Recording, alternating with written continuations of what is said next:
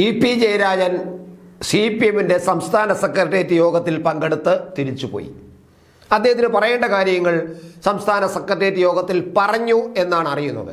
പറഞ്ഞത് അദ്ദേഹം പുറത്തു പറഞ്ഞ ഈ വിവാദവുമായി ബന്ധപ്പെട്ട് പുറത്ത് വിവാദം വളരെ കത്തിപ്പടർന്നപ്പോൾ അദ്ദേഹത്തിൻ്റെ ആത്മകഥ അദ്ദേഹം അറിയാതെ പുറത്തു വന്നപ്പോൾ, ഈ പോളിംഗ് ദിവസം പുറത്തു വന്നപ്പോൾ അദ്ദേഹം മാധ്യമങ്ങൾക്ക് മുന്നിൽ പറഞ്ഞ ചില കാര്യങ്ങൾ അത് തന്നെയാണ് അദ്ദേഹം സെക്രട്ടേറിയറ്റിലും ആവർത്തിച്ചത് എന്നാണ് കാണേണ്ടത്. പക്ഷേ അദ്ദേഹം പറഞ്ഞ കൂട്ടത്തിൽ അദ്ദേഹം ഒരു കാര്യം കൂടി പൊതുമണ്ഡലത്തിൽ മാധ്യമങ്ങളോട് പറഞ്ഞു. ഇത് മനഃപൂർവ്വം എന്നെ ടാർഗറ്റ് ചെയ്തുകൊണ്ട് നടത്തിയ ഒരു പ്രാക്ടിക്കൽ പരിപാടിയാണ് എന്ന് അദ്ദേഹം പറഞ്ഞിരുന്നു. അങ്ങനെയാകുമ്പോൾ അത് അദ്ദേഹം സെക്രട്ടേറിയറ്റ് യോഗത്തിലും പറഞ്ഞിട്ടുണ്ട് എന്ന വിവരമാണ് പുറത്തു വരുന്നത്. അങ്ങനെയാണെങ്കിൽ ഈ തന്നെ ടാർഗറ്റ് ചെയ്യാൻ താല്പര്യം ആർക്കാണ്? കേരളത്തിലെ മാധ്യമങ്ങൾക്കാണോ? ഇ.പി. ജയരാജനെ ടാർഗറ്റ് ചെയ്തുകൊണ്ട് കേരളത്തിലെ മാധ്യമങ്ങൾക്കൊന്നും നേടാനില്ല. അതിൽ ചില വാർത്തകളുണ്ടെങ്കിൽ വാർത്തകൾ ആഘോഷിക്കപ്പെടാൻ വേണ്ടി ശ്രമിക്കും, അത് വേറൊരു കാര്യം. പക്ഷേ ടാർഗറ്റ് ചെയ്യുന്നത് ആരാണ്? കോൺഗ്രസ്സുകാരാണോ? പ്രതിപക്ഷത്ത് നിൽക്കുന്ന കോൺഗ്രസ്സുകാർക്ക് ഇ.പി. ജയരാജനെ ടാർഗറ്റ് ചെയ്തിട്ട് എന്തെങ്കിലും നേട്ടമുണ്ടോ? ഇതിലൊന്നിനുമില്ലാതെ ഒരു ഭരണം പോലും കയ്യിലില്ലാതെ നിൽക്കുന്ന ബി.ജെ.പിക്ക് ഇദ്ദേഹത്തിന് ടാർഗറ്റ് ചെയ്തിട്ട് എന്തെങ്കിലും കാര്യമുണ്ടോ? അപ്പോൾ ടാർഗറ്റ് ചെയ്തിരിക്കുന്നത് CPM-നകത്തു നിന്നുള്ളവർ തന്നെ തന്നെയാണ്. അത് തന്നെയാണ് ഈ ഇ.പി. ജയരാജൻ പലയിടത്തും പറയാതെ പറഞ്ഞു വെച്ചതും, ഇന്നലെ മാധ്യമങ്ങളുടെ മുന്നിലും പറഞ്ഞതും പറയാതെ പറഞ്ഞു വെച്ചതും, എന്നെ മാത്രം ഉദ്ദേശിച്ച്, എന്നെ തന്നെ ഉദ്ദേശിച്ചെന്ന് നമ്മുടെ ജഗതി പറയുന്നത് പോലെ അദ്ദേഹം കൃത്യമായിട്ടും തന്നെ ഉദ്ദേശിച്ചാണ് ഇത്തരം കാര്യങ്ങൾ അപ്പോഴപ്പോൾ പുറത്ത് വിടുന്നത് എന്ന് അദ്ദേഹം പറയുന്നുണ്ട്. അക്കാര്യം സെക്രട്ടേറിയറ്റിലും പറഞ്ഞു കഴിഞ്ഞിരിക്കുന്നു. ഇനി ആരാണ് ഇങ്ങനെ ഇ.പി.യെ ടാർഗറ്റ് ചെയ്തതെന്ന് പറഞ്ഞാൽ കണ്ണൂരിൽ തന്നെയുള്ള CPM-ന്റെ ഈ വിഭാഗീയതയുടെ ആഴത്തിലേക്കാണ് നമ്മൾ ആ കാര്യങ്ങൾ പരിശോധിക്കുമ്പോൾ എത്തുന്നത്. കണ്ണൂരിൽ CPM-നകത്ത് വല്ലാത്ത പ്രതിസന്ധി ഉയർന്നിരിക്കുന്നു. ദിവ്യ വിഷയവുമായി ബന്ധപ്പെട്ട് ഒരു വിഷയം, ഈ ഇ.പി. ജയരാജനുമായിട്ട് ബന്ധപ്പെട്ടൊരു വിഷയം, പി. ജയരാജനുമായിട്ടുള്ള ബന്ധപ്പെട്ടുള്ള വിഷയം, ഇതെല്ലാം കൂടെ കൊണ്ട് കണ്ണൂരിലെ ഒരു CPM രാഷ്ട്രീയം വല്ലാതെ കുഴഞ്ഞു മറിഞ്ഞിരിക്കുകയാണ്. ഇപ്പോൾ ഈ ഉപതെരഞ്ഞെടുപ്പ് കഴിയുമ്പോൾ ഉപതെരഞ്ഞെടുപ്പിൽ ഭരണകക്ഷിക്ക് പ്രത്യേകിച്ച് CPM-ന് ഒരു സീറ്റും കിട്ടാതെ വരികയാണെങ്കിൽ അത് വല്ലാതെ കണ്ണൂർ രാഷ്ട്രീയത്തിൽ ഇഫക്റ്റ് ചെയ്യും. അത് വല്ലാതെ ചർച്ചകൾ ഉണ്ടാക്കും. അത് പലരുടെ നേർക്ക് പാർട്ടിയുടെ വിരൽ ചൂണ്ടൽ ശക്തമായി വരും. സ്വാഭാവികമായിട്ടും കണ്ണൂരിൽ നിന്ന് തുടങ്ങിയ പാർട്ടി കണ്ണൂരിൽ തന്നെ അതിൻ്റെ നാശത്തിൻ്റെ കാരണങ്ങൾ വിത്ത് മുളച്ച് വളർന്ന് ചെടിയായി മാറിയിരിക്കുന്നു. അതിന് കതിർക്കുല വരേണ്ട താമസമേ ഉള്ളൂ എന്നാണ് തോന്നുന്നത്. എന്തായാലും ഈ ഇ.പി. ജയരാജൻ്റെ വിഷയം സ്വാഭാവികമായിട്ടും ഇദ്ദേഹത്തിനെ ഒതുക്കുക എന്ന ഉദ്ദേശത്തോട് തന്നെയാണ്.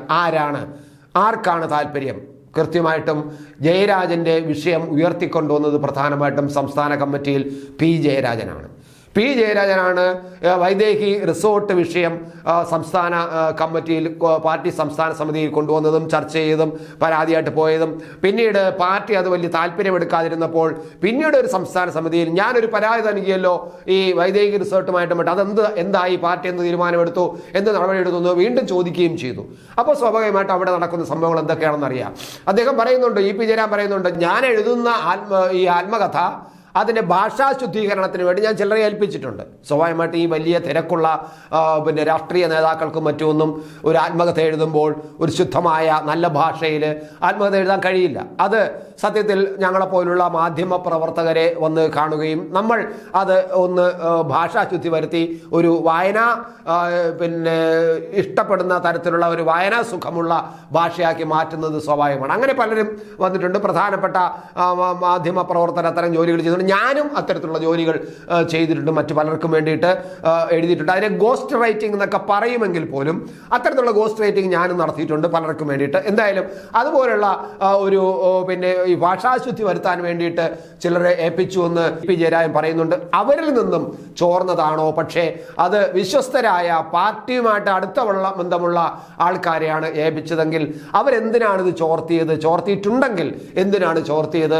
ആ ചോർത്തിയിട്ട് ആരുടെ പ്രേരണയിലാണ്, ആർക്ക് വേണ്ടിയാണ് ചോർത്തിയതെന്നും പ്രശ്നമാണ്. എന്തായാലും ഇ പി ജയരാജന്റെ വിഷയങ്ങൾ ഒരുപാട് തലത്തിലേക്ക് ഉയരും. നമ്മുടെ ഇപ്പോഴത്തെ ഉപതെരഞ്ഞെടുപ്പ് കഴിയുമ്പോഴേക്കും അതുവരെയാണ്, അതായത് 20-ാം തീയതി പാലക്കാട് തിരഞ്ഞെടുപ്പ് നടക്കും, പോളിംഗ് ദിവസം നടക്കും.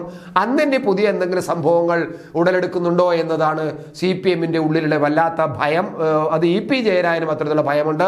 പക്ഷേ ഇ പിക്ക് കേരള സമൂഹത്തിൽ, പാർട്ടിക്ക് മുന്നിലും കേരള സമൂഹത്തിന് മുന്നിലും ചിലത് പറയാനുണ്ടായിരുന്നു എന്നത് തീർച്ചയാണ്. അതുകൊണ്ടാണ് അദ്ദേഹം ഈ ആത്മകഥ എഴുതി തുടങ്ങിയത് തന്നെ. കാരണം തന്നെക്കാളും ജൂനിയറായ ഒരാളിനെ പാർട്ടി സെക്രട്ടറിയായിട്ട് അവരോധിച്ചപ്പോൾ അത് സ്വാഭാവികമായിട്ടും ഒരു സീനിയർ നേതാവിനുണ്ടാകുന്ന ഒരു അനിഷ്ടം തന്നെയാണ് ഇ പി ജയരാജനും ഉണ്ടായത്. നമ്മൾ ഇ പി ജയരാജൻ ഒരു കമ്മ്യൂണിസ്റ്റുകാരനാണ്, അങ്ങനെയൊന്നും പാടില്ല, അങ്ങനെ അധികാരമോഹം പാടില്ല എന്നൊക്കെ സഖാക്കളെ പറഞ്ഞ് പഠിപ്പിക്കുമായിരിക്കാം. പക്ഷേ സഖാക്കളെ പറഞ്ഞ് പഠിപ്പിക്കാൻ മാത്രമേ, ക്ലാസ് എടുക്കാൻ മാത്രമേ കഴിയൂ. കാരണം ഏറ്റവും പ്രമുഖനായ VS അച്യുതാനന്ദനെ വെട്ടി നിരത്തി തകർത്ത് വെച്ചിട്ട് അധികാരത്തിൽ ഉയർന്ന സ്ഥാനങ്ങൾ വന്ന ആളാണ് ഇപ്പോൾ ഇരിക്കുന്നത്. അതുകൊണ്ട് തന്നെ അങ്ങനെ നേതൃത്വത്തിൽ ഉയർന്നു കയറി വരുന്നതാണെന്ന് അത്ര വലിയ ഈ രാഷ്ട്രീയ പ്രവർത്തനം നടത്തുമ്പോൾ അത് വലിയൊരു മോശമായ പ്രവൃത്തിയൊന്നുമല്ല. മാത്രമല്ല അർഹതപ്പെട്ട സീനിയോറിറ്റി ഉള്ളത് കൊണ്ടാണ് ഇ പി ജയരാജൻ അത് മോഹിച്ചതും ആഗ്രഹിച്ചതും അത് കിട്ടിയിട്ടില്ല. അപ്പോൾ അതിൻ്റെ ഒരു മോഹഭംഗം അദ്ദേഹത്തിനുണ്ട്. അതുകൊണ്ടാണ് അദ്ദേഹം ആത്മകഥ എഴുതാൻ തുടങ്ങിയത്. പക്ഷെ ആ ആത്മകഥ അദ്ദേഹത്തിനെ കൊണ്ട്, അദ്ദേഹം ഇങ്ങനെ വിവാദമായ വിഷയങ്ങൾ ആത്മകഥയിൽ കുത്തിക്കുറിച്ച് വച്ചിട്ടുണ്ട് എന്നുള്ള വിവരം CPM-ന്റെ പ്രമുഖ നേതാക്കൾക്ക് പലർക്കും അറിയാമായിരുന്നു, വിവരങ്ങൾ കിട്ടിയിരുന്നു. മാത്രമല്ല ഈ ഭാഷാശുദ്ധി വരുത്താൻ ഏൽപ്പിച്ചിരിക്കുന്നവരിൽ നിന്ന് പോലും അത്തരത്തിലുള്ള കാര്യങ്ങൾ ലഭിച്ചിരുന്നു. അത് പൊടുപ്പും തൊങ്ങലായിട്ട് ചിലപ്പോൾ ചില വാർത്തകളിൽ അതിനു മുമ്പേ വന്നിട്ടുമുണ്ട്. അപ്പോൾ സ്വാഭാവികമായിട്ടും അങ്ങനെയുള്ള വിവാദപരമായ പരാമർശങ്ങൾ ആ ബുക്കിൽ എഴുതിയിട്ടുണ്ടെങ്കിൽ ആ എഴുതിയിരിക്കുന്നത് അതിനെ എഴുതിയ ആൾ തന്നെ തള്ളിപ്പറഞ്ഞുകൊണ്ട് രംഗത്ത് വരണം എന്ന ഒരു രാഷ്ട്രീയ തന്ത്രമുണ്ട്. ആ തന്ത്രമാണ് ഇവിടെ നടപ്പിലായതെന്ന് വേണമെങ്കിൽ പറയാം. കാര്യം മനസ്സിലാവുന്നുണ്ടല്ലോ. എഴുതിയ ആൾ തന്നെ, ഇ പി ജയരാജൻ പാർട്ടിക്ക് തലവേദന ഉണ്ടാക്കുന്ന ചില തുറന്നെഴുത്തുകൾ അദ്ദേഹത്തിൻ്റെ ആത്മകഥയിൽ എഴുതി വച്ചിട്ടുണ്ട് എന്നും ആ എഴുതി വച്ചിരിക്കുന്ന കാര്യങ്ങളെല്ലാം പാർട്ടി നേതൃത്വത്തിലെ ചില പ്രമുഖന്മാർക്കും അറിയാമായിരുന്നു.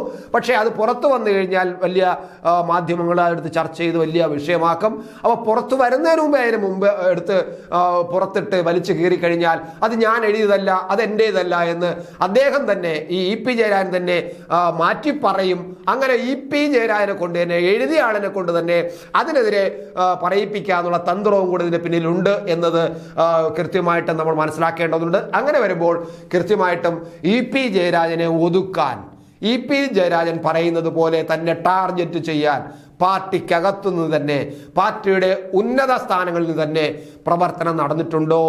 ഉണ്ട് എന്ന് തന്നെയാണ് ഇ പി ജയരാജൻ തന്നെ പലപ്പോഴും പറയുന്ന വാക്കുകൾക്ക് ഇടയിൽ നിന്നും മനസ്സിലാക്കാനും സെക്രട്ടേറിയറ്റിൽ ഇന്ന് അദ്ദേഹം പറഞ്ഞിരിക്കുന്ന അഭിപ്രായങ്ങളിൽ നിന്നും മനസ്സിലാക്കി എടുക്കാനും